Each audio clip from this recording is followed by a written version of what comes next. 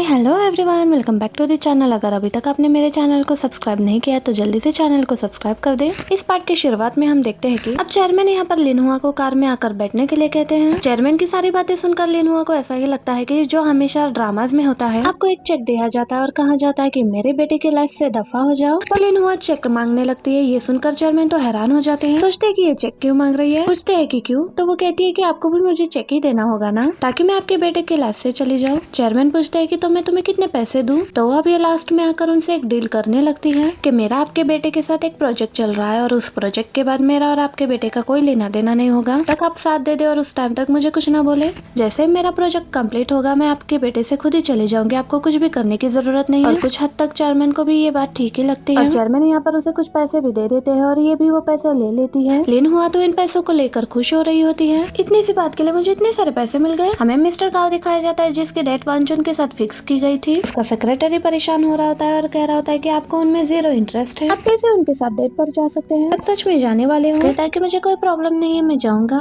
फिर देखते हैं कि वहाँ पर क्या होगा क्या नहीं। दूसरी तरफ हमें लिनहुआ दिखाई जाती है। वो उसी वॉरक्राफ्ट प्लेन जोन में पहुंच जाती है जहाँ पर मिस्टर गाओ भी ये असेंबल करने के लिए आया करता है। और वहाँ का मैनेजर उसे देखकर फौरन से पहचान जाता है। तो कहने लगता है कि तुम दोबारा यहाँ पर क्या करने के लिए आई हो। तो वो कहती है कि मैं यहाँ पर मनी स्पेंड करने के लिए आई हूँ, लेकिन उसे यकीन नहीं होता। तो ये कहती है कि मैं सच में करने के लिए आई हूँ। तो इस बार वो यकीन कर लेता है। दूसरी तरफ मिस्टर गाओ वांजुन के साथ डेट पर आए होते हैं और उससे बातें भी करने लगता है। अब ये देखकर वांजुन भी काफी खुश हो जाती है। स्कूल लाइफ से ही गाओ को पसंद करते आई है। ये उसे कहती है कि ये हमेशा स्कूल में सेकंड इसलिए आया करती थी, गाओ को फर्स्ट आने देती थी। अगर वो सेकंड आती तो इसे लगता था कि इन दोनों के बीच में कोई नहीं होगा। जबकि मिस्टर गाओ को वांजुन की बातें बहुत ज्यादा पचकाने लगती है और उसे कहने लगता है कि क्या ऐसा भी था क्या, तुम भी क्या क्या सोचते रहती हो। अब गाओ की ये बातें वांजुन को बिल्कुल भी अच्छी नहीं लगती। अब वांजुन यहाँ से जाने लगती है तो मिस्टर गाओ का असिस्टेंट पहले इसका वेट कर रहा होता है और कहता है कि मिस्टर गाओ ने बताया कि मैं आपको आपके घर तक छोड़कर आऊं। वांजुन पूरा गुस्सा असिस्टेंट पर निकालती है और पूछती है कि बताओ लिनहुआ का और इसका क्या चल रहा है। ये कहता है मुझे नहीं पता, उन दोनों के बीच में कुछ भी नहीं चल रहा।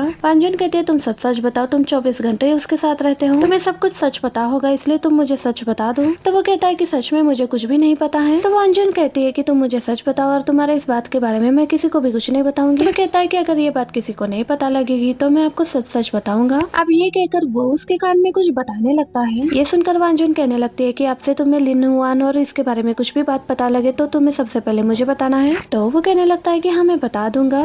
फिर वो कहती है कि मैं खुद ही घर चली जाऊंगी। ये कहकर वो चली जाती है। इसके जाने के बाद वो मिस्टर गाओ को कॉल करके बताता है कि जैसा आपने मुझे कहने के लिए कहा था मैंने बिल्कुल वैसा ही उसे बताया। क्या इससे बात बन जाएगी, क्या वो आपसे दूर चली जाएगी। कहता है देखते हैं। दूसरी तरफ लिनहुआ को दिखाते हैं जो ज़ूमैंग के साथ गेम खेलने के लिए आई और ये उससे कुछ बातें पूछना चाह रही होती है और हर बार उसे ऐसा लग रहा होता है कि ये पूछना गलत होगा, शायद ये गेम के रूल्स को भी तोड़ सकता है। दूसरी तरफ मिस्टर गाओ को दिखाया जाता है जिसे अपना काम करते हुए लिनहुआ की याद आने लगी और वो उसी शर्ट को देखने लगता है जिसे काटने की वजह से हार्ट शेप बन गया था और उस शर्ट को देखकर स्माइल कर रहा होता है। नेक्स्ट सीन में लिनहुआ दिखाई जाती है जो वॉर क्राफ्टर को लेकर बैठ जाती है और वो वॉर क्राफ्टर गाओ का ही बनाया हुआ होता है। क्राफ्टर को लेकर बैठी होती है उस पर पेंट लगाने के लिए। इतने में मिस्टर गाओ आकर कहने लगता है कि तुम किसी की चीज को लेकर ऐसे खराब नहीं कर सकती।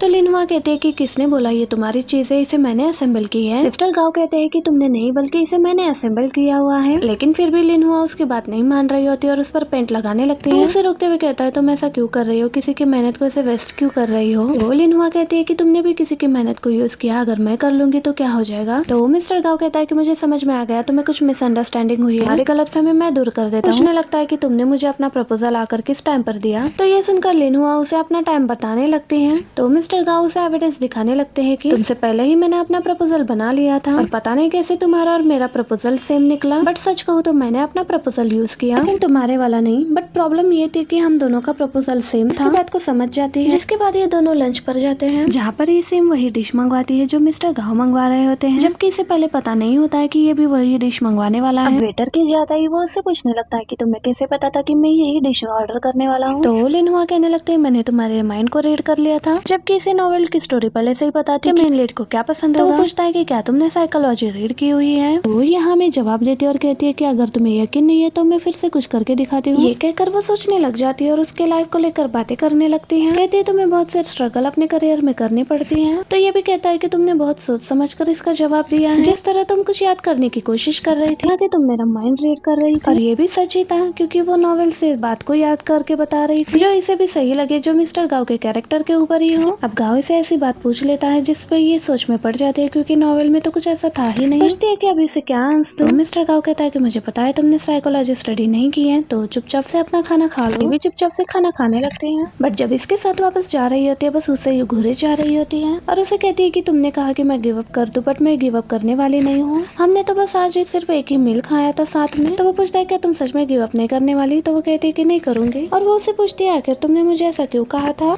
तो वो कहता है नेक्स्ट टाइम मैं इसका आंसर दूंगा तुम्हें। अब जहाँ पर इसे ड्रॉप करना होता है उसे ड्रॉप कर देता है, पर बाद में देखता है कि उसकी किस तो कार में ही रह गई है। लिन हुआ तो एक जगह पर बैठकर खा रही होती है और ड्रिंक कर रही होती है। तो यहीं पर मिस्टर गाओ भी उसे कीज देने के लिए आया था और फिर उसके सामने आकर बैठ जाता है और ये उसके लिए भी खाना ऑर्डर कर देती है और ये उसे खिलाने लगता है। तो ये भी चुपचाप से उसे देखते हुए खा लेती है। फिर ये उसके फेस को भी साफ कर रहा होता है। तो ये बहुत ही खुश हो जाती है और सोचती है कि डायरेक्ट 50% से ऊपर ही चला गया होगा। इतने में गाओ उठकर इसके पास आकर बैठ जाता है और इसके बहुत ही क्लोज होते हुए उसे कहने लगता है कि तुम कभी भी गिव अप मत करना। अच्छी बात है कि तुम गिव अप नहीं करना चाहती, लेकिन ये तो यहाँ पर इसकी और अपनी पिक बनवाना चाहता था ताकि इस पिक की मदद से वो वांजुन को खुद से दूर रख पाए। अब यहाँ पर असिस्टेंट बताता है कि आपकी पिक बनवा ली। तो ये कहता है प्रिंट बनवा कर लेकर आना, मैं देख लूंगा। अब जैसे ही ये घर पर आता है तो उसके डैड उसका वेट कर रहे होते हैं। चेयरमैन कहते हैं कि तुम्हें वांजुन के साथ होना चाहिए, जब वांजुन तुम्हें पसंद करती है तो तुम्हें भी उसे पसंद करना चाहिए। बट ये अपने डैड को कोई जवाब नहीं देता और जैसे अंदर आता है तो मॉम भी उसका वेट कर रही होती है। मॉम कहती है तुम जो करना चाहते हो तुम वही करो, मैं तुम्हारे साथ हूँ। और कहती है कि तुम्हारे डैड अपनी जगह पर सही है। इनका बिजनेस नीचे जा रहा था तब मेरी फैमिली वेल्दी थी तो इन्होंने मुझसे शादी कर ली। जो शेयर्स मिले थे उसे सेल करने के बाद ही इन्हें बिजनेस में तरक्की मिली थी और वो बस चाहते हैं कि उनका बिजनेस कभी भी खत्म ना हो। बट ये चीज हमेशा नहीं चलती, हम दोनों के बीच में उतना प्यार नहीं है। बट तुम उसे लड़की से शादी करना जिससे तुम प्यार करते हो। अब वो अपनी मॉम की बातें सुनने के बाद नेक्स्ट मॉर्निंग वो लिन हुआ के साथ डेट पर जाता है, जहाँ पर ये दोनों मिलकर बहुत सारी एक्टिविटीज करते हैं और बहुत ज्यादा एंजॉय भी करते हैं। यहाँ तक कि नीचे बैठने के लिए वो अपना कोट उतार कर नीचे बिछा देता है ताकि लिन हुआ उस पर बैठ सके और वो लिन के साथ बहुत ही ज्यादा अच्छा बिहेव करता है। लिन हुआ को लग रहा होता है कि अब वो अपने वर्ल्ड में वापस जा पाएगी। अब बातें करते करते वो लिन के बालों को साइड करते हुए उसके फेस को पकड़ लेता है और इसे ऐसा लग रहा होता है कि क्या वो मुझे किस करने वाला है और अभी किस करेगा। बट ऐसा कुछ भी नहीं होता, उसके फेस को घुमाता है और खुद कॉफी पीने लग जाता है। अब रात को इसके पास सारे पिक्स वगैरह पहुंच चुके थे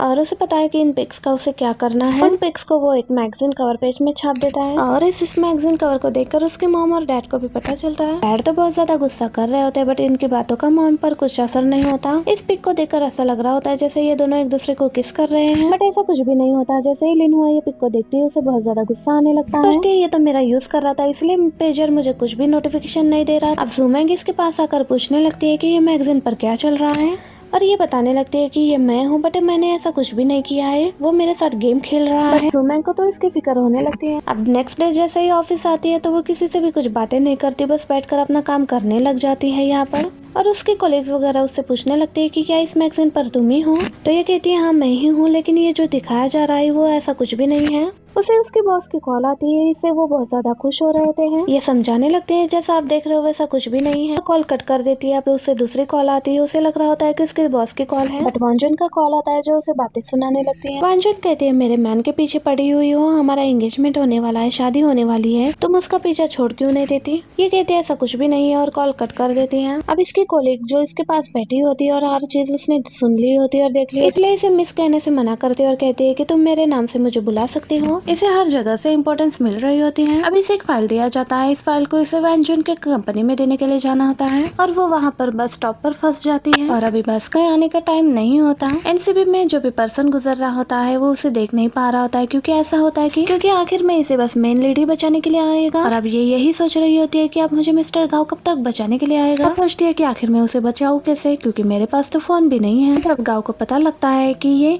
वांजुन के ऑफिस के पास फाइल देने के लिए गई है। बेंच में आ जाता है, इसके पास सेल फोन तो नहीं होता बट इसके सामने एक फोन बूथ दिखाई देता है इसे और वो कॉल लगाने के लिए जाती है तो बस उसके पास सिर्फ एक ही कॉइन होता है। अब इसे कॉइन से लगा आजमाने के लिए वो मिस्टर गाओ को कॉल लगाती है एंड इसी मोमेंट पर हमारा ये पार्ट भी यहीं पर एंड हो जाता है। वीडियो अच्छी लगे तो वीडियो को लाइक एंड चैनल को सब्सक्राइब जरूर करना। Thank you for watching, bye bye.